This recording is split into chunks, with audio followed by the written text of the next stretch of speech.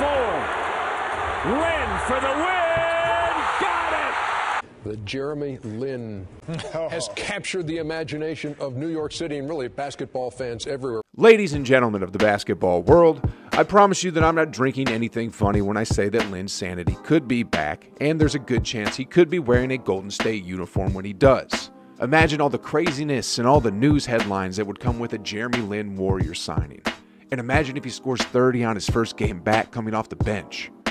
Oh my lord. That would erupt the NBA world, and then yes, I would have a drink at that time.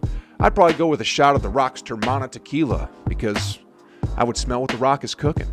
Smash that like button, guys. Subscribe if you're over the legal drinking age from wherever you are, and as always, welcome back to Hoop Reports. Jeremy Lin, Jeremy Lin, Jeremy Lin. Where do I even start? For all those who don't know the backstory, Jeremy Lin came into the league undrafted in 2010. Then in 2011, when he was part of the New York Knicks, they were playing so bad that their coach at the time decided to insert him into the game. Then, for a small stretch, Linsanity blossomed. The Knicks went on a 7-game winning streak when Lin was inserted into the starting lineup, and he became the first NBA player to average at least 20 points and 7 assists in his first 5 starts. He was named as the Eastern Conference Player of the Week as he went on a complete tear in the NBA. I'll save the rest of the story for another video, but you get the picture, right? I mean, Meta World Peace got the picture. He was so amazed after Lin's buzzer beater win over the Raptors that he ran past reporters jumping up and down like he won the lottery and shouting, "Linsanity, Linsanity." Now, to get back on topic, does Jeremy Lin fit in with the Warriors? He currently plays for the Santa Cruz Warriors, the Dubs G League affiliate, and in his first few games, he's putting on a strong case for why the Warriors should sign him.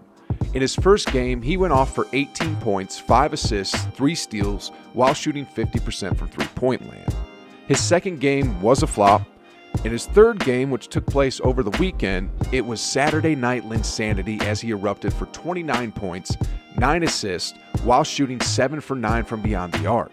Needless to say, he won't get 30 minutes a night because there is a 2-time MVP on the roster, but hey, if you can provide 15, 20 minutes a night and be productive coming off the bench with scoring and playmaking, then hey, we might have something here. I'm going to strengthen this argument a bit more. While I do that, hold my beer. Here we go. Last season, before the pandemic took over the world, Jeremy Lin played for the Beijing Ducks. His play was pretty solid too. He averaged about 22 points along with collecting 6 rebounds and 6 assists per game. Those are some pretty solid stats. In the All-Star game for the CBA, he went off for 41 points. Sure, the CBA isn't quite at the level that the NBA is, but this does say something. Jeremy Lin can still play ball. That's on the offensive end. The defensive end is actually where I wanted to point a finger to.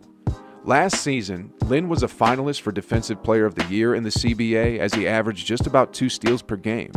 He's a legit player who can score, dish out assists for others, and play defense at the guard position, so I'm 110% positive that Steve Kerr and the other executives are observing Lin very close as he continues to play in the G League Orlando bubble. Did you know that Joe Lacob goes to Bob Myers, the GM of the Dubs, multiple times per day and asks him, "How are you going to make us better today?" And just the other day, Bob Myers replied with a question. He asked, "Have you heard of Linsanity?" All jokes aside, discussions of Jeremy have already taken place. That's why he's playing for the Warriors G League team instead of others. Just from a pure business perspective, Joe Lacob, the majority owner of the Warriors franchise, has to be liking this as well because, like I said earlier, if Lin could have little eruptions like he did last year in the CBA and in the G League this year, think of all the marketing and business opportunities that could arise out of that. As a team, you wouldn't lose anything either if you traded for a player like, say, Brad Wanamaker, who plays the same position as Lin but isn't playing quite up to the expectations that were set for him. As for whether or not Jeremy Lin fits into Steve Kerr's small basketball system, I'm sure he could make that work. I got like 2, maybe 3 reasons why I feel like Lin could fit into Kerr's system very well. First off, Jeremy is a smart dude.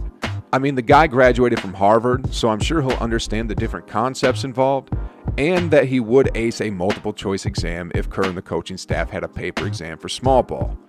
Second, he's a hard worker. When he first went to the Knicks before Linsanity hit the world, he was always the first one to arrive at practice and the last one to leave. The Knicks coaching staff remarked that he was always looking to improve, whether it was film work, footwork, or judgment calls in different situations. Lin was always looking to get better and better.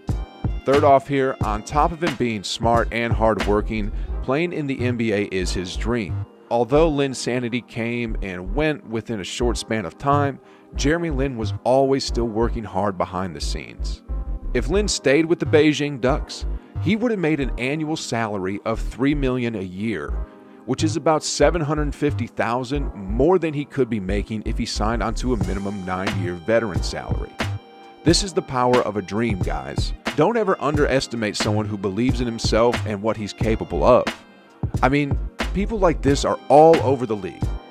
I mean, look at what Draymond did when people underestimated him and drafted him in the second round. Look at, say, Fred VanVleet, undrafted coming into the league, and now he's one of the centerpieces of the Raptors who won the 2019 championship. Back to business here, guys. Is it just me, or are the Warriors going to be like the craziest, most marketable NBA team if they sign Jeremy Lin, and if he turns back the clocks of time and brings Linsanity out? I'm going to let you guys in on a little YouTube SEO secret here. Per my YouTube research tool, LaMelo is taking the #1 spot in terms of searches per month. He's at a little over 4 million hits per month. Next off is Luka Doncic at about 2.4 million, followed by LeBron James at 2.2 million.